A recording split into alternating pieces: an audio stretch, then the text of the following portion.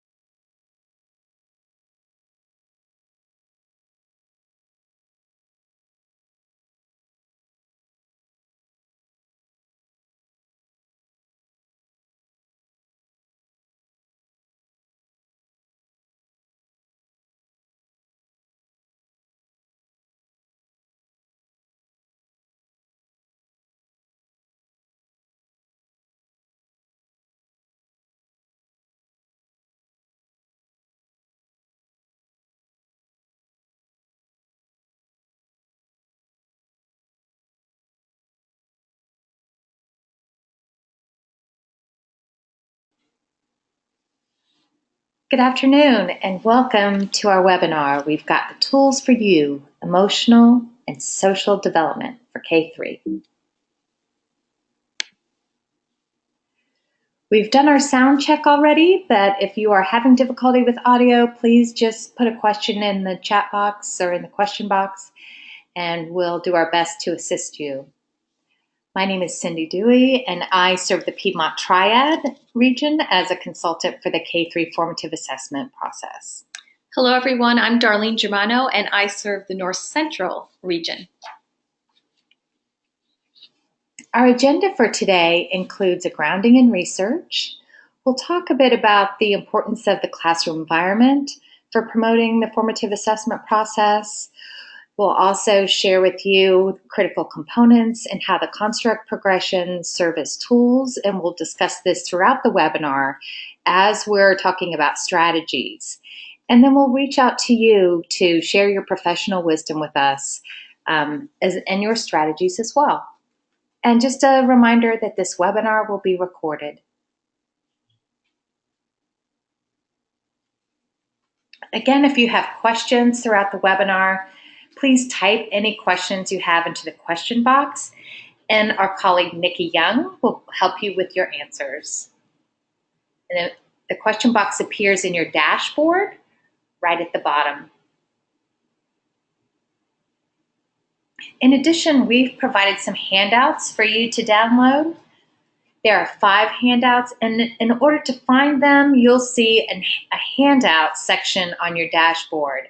And if you just click the small arrow there, it will reveal the 5 handouts for this webinar, and then you can click on each one to download them. Yeah, and I'd like to mention, because we did do this webinar earlier, and some people had trouble with one of the handouts. 4 of them are going to open in another window, but then one you have to download. It'll say hit download. So if you pay attention to that, you'll be able to get all 5 of them.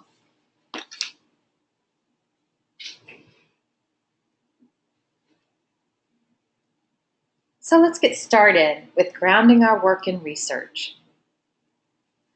Why focus on emotional and social development? We have some compelling research to share with you. We've learned a great deal about the importance of emotional and social development and its impact on both academic performance and long-term life outcomes for our students. So there's some compelling research that shows us that by focusing on emotional and social development, our social competence for our students, we can see an 11 percentile point increase for our students, and also some pretty compelling life outcomes.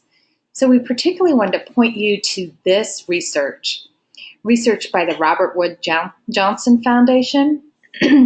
This was a nationwide study, and it was also a longitudinal study. So it started when students were in kindergarten and continued with them through adulthood. It also included a study group right here in Durham, North Carolina. So what we wanted to show you was that this study, when it included kindergarten students, the study was designed for teachers to observe their students, much like we do with the kindergarten entry, and support them with their social competence. And just calling your attention to the research on the screen, for every 1 point increase in a child's social competence score in kindergarten, look, they were twice as likely to attain a college degree, 54% more likely to earn a high school diploma, and 46% more likely to have a full-time job at the age of 25. So the work that we do to promote emotional and social development matters for our young learners, for their immediate academic success, and for lifelong outcomes. This and other research is part of the Emotional and Social Development Resource handout that you'll find in your dashboard that we described earlier. So that is one of your handouts. There's a second handout where we have mined some of the top research reports for top research-based common instructional practices for social and emotional learning. And so here you'll find a handout that's a couple of pages long that has these top 25 research-based instructional practices for teachers. So that is also in the handouts. Now Darlene's going to talk with you about classroom environment. Thank you. Classroom environment. It is an important part of adapting and responding to social emotional learning needs, because all children benefit from having a variety of areas for learning. Like in this kindergarten classroom, we see space for whole group, small group, pairs, and individual learning opportunities. Resources and materials are available for children to access, giving them opportunities to learn important self-regulation skills. And having a designated area for individual work, or an area for like collecting themselves when you need to just calm down, is a great way to support emotional social development. It is when these types of areas are introduced in the beginning of the year as a space for all children to choose from that they are most effective, not somewhere that is only used when someone's in trouble or distress. Here are some photos of spaces we've seen in classrooms we've visited across North Carolina. They have a variety of names, but all serve the same purpose. For example, this one here is the safe place. Some are called cozy corner, peace place, calm corner. Here's another safe place. And here's a small one for two. And note the poster about the first day of school in the corner. Charts like this help you collect evidence of learning with children, and they can be put up at child level so students can refer to them often. Also note the wall to the left. It's a cabinet. It's a great way to create a small privacy area. And here's another example of a privacy area made, and this time it has two big file cabinets for both walls. And in our webinar that we had earlier, there was someone who asked about needing to be able to see children, making sure they're not in an area that they're not being seen by an adult or teacher in the classroom. And they're absolutely right. The teachers that we spoke with who have these areas, all of them always mention the intentionality of where these are located in the room and how they can be seen from no matter what vantage point the teacher is at. In fact, I'll point out for this one that originally the curtains could be untied and closed, and a student would go over and try to do that. So they can't be closed now. They are sewn open. And this area is seen from all parts of the classroom. So great point to make. This photo shows a whole wall dedicated to showcasing student accomplishments. This is also an important part of a classroom environment. Children develop a deep sense of belonging in a room that reflects their hard work and their creativity. And it also fosters an appreciation for diversity and differences.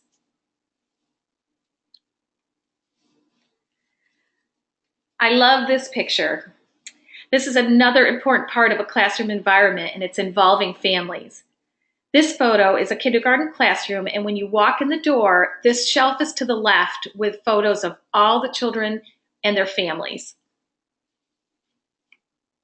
And this classroom has a class tree instead of a family tree. It's a class tree. I love it.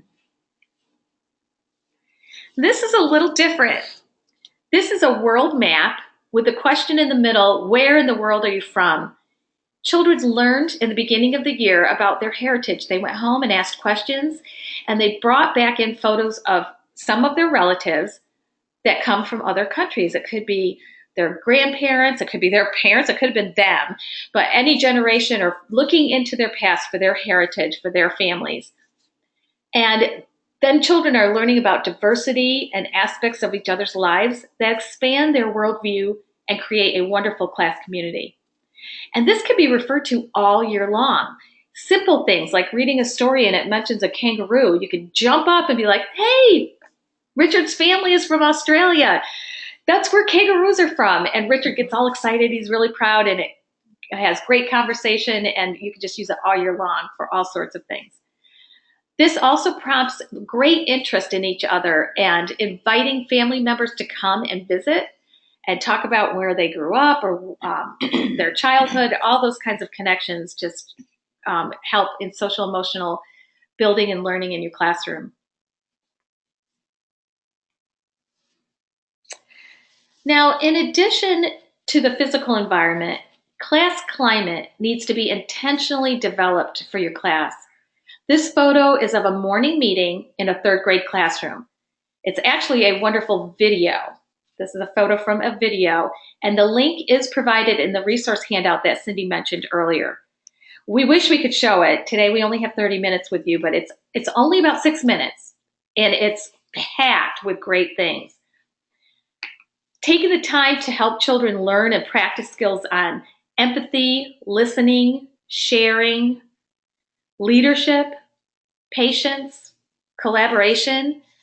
She shows a lot of this in her video, and it's very important for all of the children to be developing these skills in the early grades. You can't expect them to all of a sudden be in 5th grade and know it all. We have to start in these early years. And encouraging the risk-taking and the real-world problem-solving. She connects to student interest, and these children are learning to understand that mistakes are part of learning. This video is really pointing out a lot of things that are important for our class climate.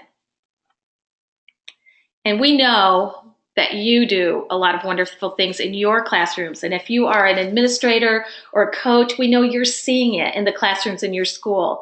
We would love for you to share photos of your classroom, your safe space, peace place, whatever you're calling it, your kids' work, or the way that you involve families in your classroom.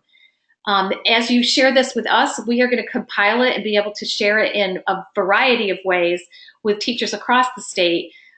Everybody loves to see photos and to think about how they can increase their effectiveness with their classrooms. Please remember, no kids in the pictures because we don't have permission for that from you. And you can send them to me at darlene.germano@dpi.nc.gov. We also wanted to spend some time today talking about the critical components and constructs and how they fit together as you implement the formative assessment process. So here are the 5 critical components. Excuse me, and Darlene and I will highlight these components as we share strategies with you throughout the webinar. To start with, this is an excellent resource. It's called the Practice Profile. And so basically it profiles or describes the practice of the 5 critical components that you use as you implement formative assessment. And I wanted to point out to you this additional column here, the look fors and the open-ended questions. Principals and coaches and teachers that are serving as peer coaches for each other have found this to be really helpful as they are implementing formative assessment. So this practice profile describes what the 5 critical components are, what they look like in the classroom, and then what to look for. And that's one of the handouts that we've provided for you. In addition, there are a couple of constructs that are really helpful for the emotional and social development domain. One of them is emotional literacy, and I'd like for us to just take a look at that together. Here's the emotional literacy construct progression. It's one of the required kindergarten entry construct progressions. As we look at this together, I want you to think about students that you have, either in your classroom or in your school. And let's just take a look at this construct progression and think about those students. Let's just zero in on a couple of steps. So let's take a look specifically at step D, for example. So with support from an adult, labels emotions in self and others. So when we're thinking about our student, do we know students that are able to do that kind of work? Label their emotions in themselves and others? What about step F? Let's look at that one. Labels higher order emotions like confused, worried, surprised in self and others. When we do this kind of thinking about our students, we're taking that evidence that we've elicited and we're interpreting the evidence using the construct progression as a tool. Once we've done that, once we've interpreted the evidence, then we are able to select learning targets with our students. Let's take a look at another construct progression that's really helpful for us. Emotion regulation. The emotion regulation construct progression is not one that is required for kindergarten entry, but it's one that you can opt into. And it includes kindergarten through third grade. So let's take a look at that one together. And let's do the same kind of process. Think about your students in your school, and let's take a look again. We'll just look at a couple of steps as we think about how to interpret evidence. Let's look at step D again. So when offered support for regulating the expression of emotions, sometimes uses the strategies offered.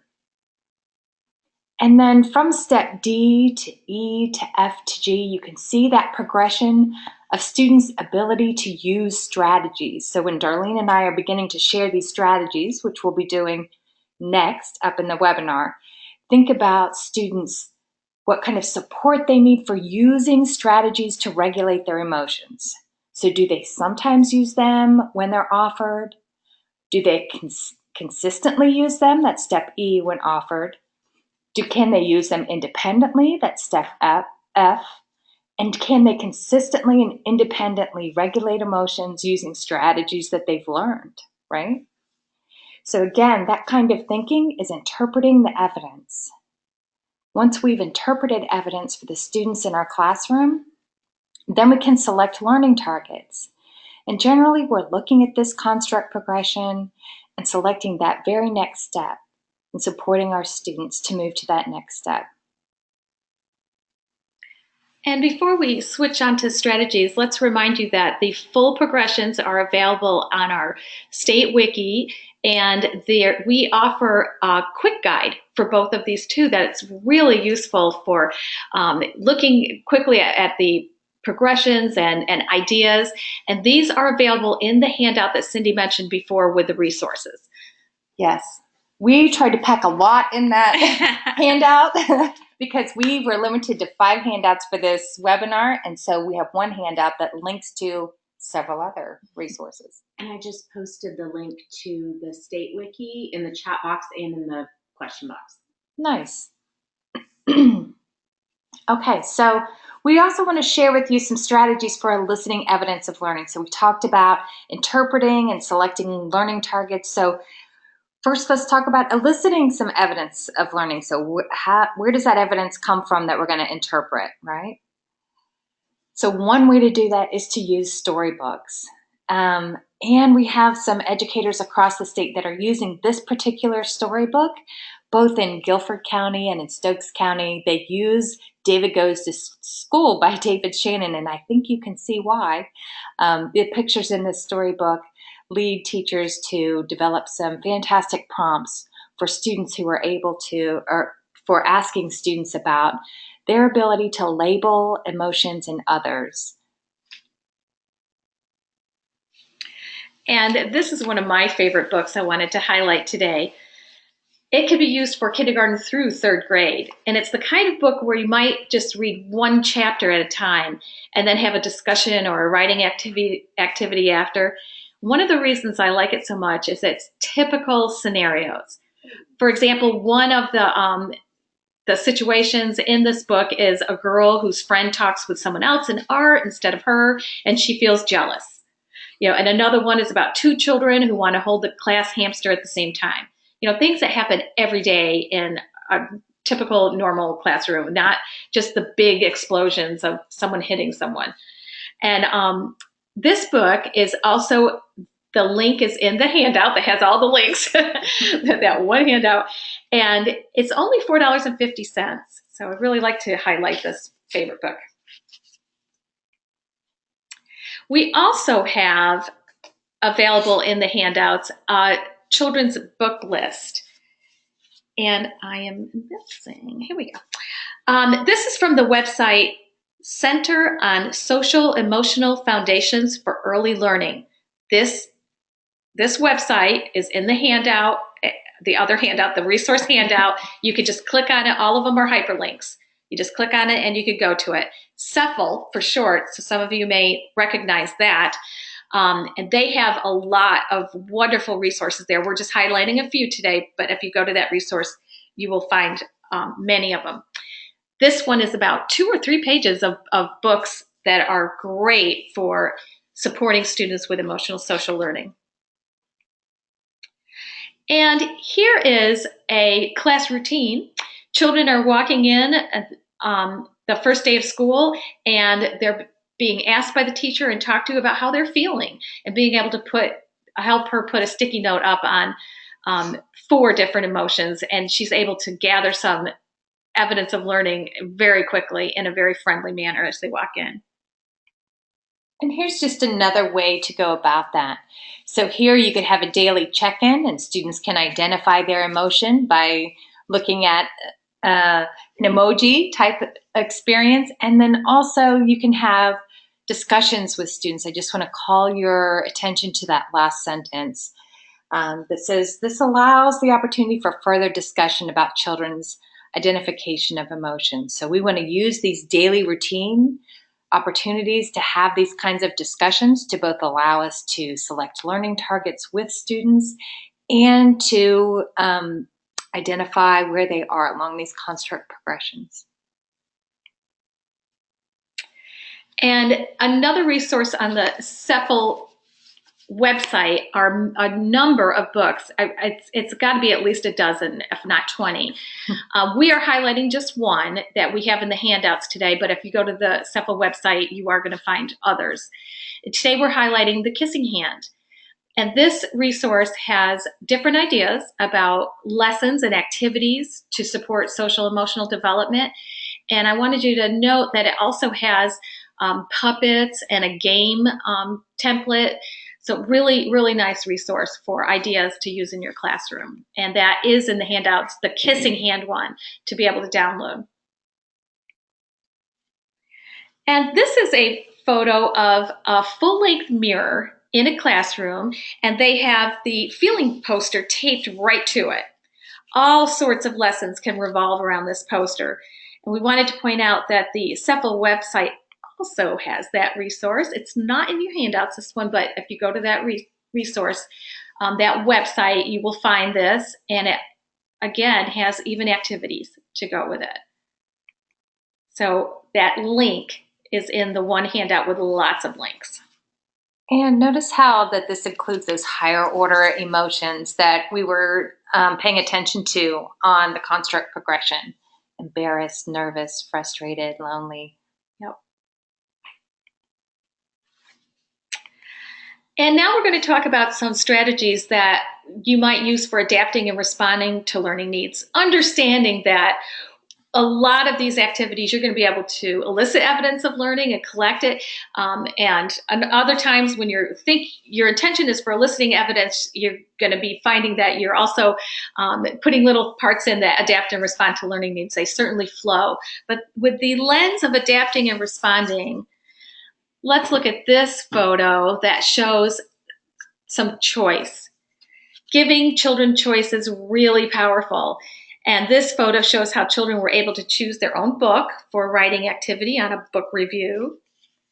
And here's choice, where these children could choose not only if they were working independently or in small group, but also what kind of seats they preferred. Adapting and responding with music can really help some children. In this photo, notice the interactive whiteboard in the back. You see those bubbles along the bottom, and it says shh. Those bubbles actually move, and the music playing was really soft, low music, and this was during an independent, quiet reading time, and that music was really helpful for some of those children. And on the other spectrum, there is a lot of research behind this strategy, responding to learning needs with brain breaks. And in this picture, they are dancing with a video on the whiteboard or interactive board. Puppets. Puppets are a way to meet some children's needs that's really effective. Talking to or through a puppet can often help children process their feelings and or control their need for a physical response. Puppets are especially helpful with our young learners who are learning English and might feel embarrassed about speaking English and feel much more comfortable having that puppet speak to you, or reading a book, putting these friends over in reading corners and children picking them up and reading their easy readers. A lot of times you'll see them reading through their puppets. So don't forget the value of our stuffed friends. This is a strategy that is very useful as well for those students who are just learning how to put words to their emotions. They can do it by looking in a mirror and watching how the emotions look on their face, and then learn how to put the words to those emotions. You can also have students, as a next step, sit face to face and mirror each other's emotions, and then help them define the words to match those emotions to what they're seeing. This was such a fun PD activity. Teachers in Alamance Burlington School System recently made tools together called stress balls. And here you see Stephanie Slaughter from Alexander Wilson Elementary holding the stress ball that she created during that PD. And I just wanted to say that it really mattered to the teachers to learn strategies about how to use these tools. When we looked at the construct progression earlier, we noticed at beginning about that step D for emotion regulation. Our students are learning how to use a strategy with our support, and then we scaffold them to learn how to use it independently. So it was really important for us to talk about how to do that. How do we model the use of a stress ball? How do we introduce that to our students? And how do we move them towards independent use of that to regulate their emotions? And then here's just a great picture of teachers in Alamance creating those stress balls together and the materials that it took. So we wanted to show this to you. We had bowls of flour. They were making their own funnels. They were pouring the flour into, you can see the Coke bottle there upside down that was feeding into a balloon. You have to blow up the balloon and put it over the bottle with the flour in it. And then they had markers and yarn that they used to decorate their stress balls. And I just wanted to give a quick shout out to the district implementation team that we worked with to collaborate for this professional development. So shout out to Robin Finberg and Krista Boyd and Lisa Thompson for this great session. And here's a place where we have an ask of you. We are counting on your professional wisdom, and we know you have tons of strategies beyond what we have shared here today. So we've created this Padlet, And from the webinar earlier today, we already have some strategies that people have shared, and we want you to add to this Padlet as well. So the way to do it is just to double click on it, and then you'll see here's where it came up. You'll see just a box come up where you can just type right into it and add your strategy.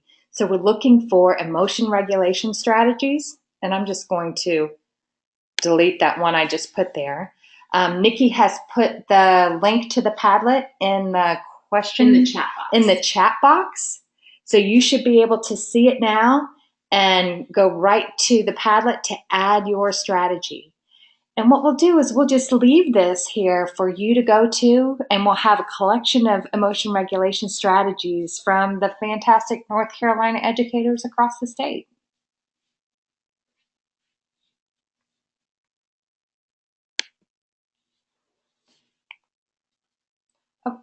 And here's another great resource for you. We linked this one into the handout. Lee Messer is a demonstration teacher in North Carolina. And in this video, it's about a 1.5-minute video. What you're going to notice from her is she uses writing to help students learn how to label their emotions. She has them draw a memory and then helps them to label the emotion that they're feeling in that memory. And you can watch this and then use the practice profile with it, and you'll see how she's eliciting evidence of learning, how she is adapting and responding to learning needs, and how she's interpreting the evidence, all in about a 1.5 minutes. And it is 4 o'clock, so we are going to wrap up things. What we wanted to tell you real quick here is we've talked about the construct progressions and how that's a support that was developed for the formative assessment process. And the other supports is the technology platform and optional app. And in the technology platform, there are reports that are just awesome. They help you use the data that you've collected. Remember, we don't want to just keep collecting data. The whole purpose is to use it to inform your next steps in instruction. And there's reports that help group children, and there's reports for individuals, and there's reports to help you communicate with families and other educators. So those are all available, and that optional app is loved by many, many teachers. It helps make things go easier and capturing evidence quickly, and not having to stop instruction to capture and just have it go smoothly. So that resource is also for our teachers. And on this slide, there is a consultant for each of the 8 regions across North Carolina. Feel free to reach out to them if you have any specific questions that you think of later. And in the question or chat box, just now Nikki put in the evaluation link. Please know that we take the feedback very seriously. We really want to hear from you on your needs, what our next steps could be for support, what future webinars, what we could do more with social emotional development, anything that's on your mind for the formative assessment process and these 5 domains of learning for our children. Please let us know. The evaluation is only 4 short questions. I think it's only 4. And it's real short. Please take a moment to click on that link and give us some feedback. We'd appreciate it. And we'll just leave up the webinar for a few more minutes to make sure you can download the handouts you need, that if you've got any additional questions, we're here to answer them. And you have the time to complete the survey for feedback. Yeah, we'll leave it up a little bit, but we want to thank you for attending, taking your time. We know how busy you are, and we really appreciate you being here with us today. Thank you.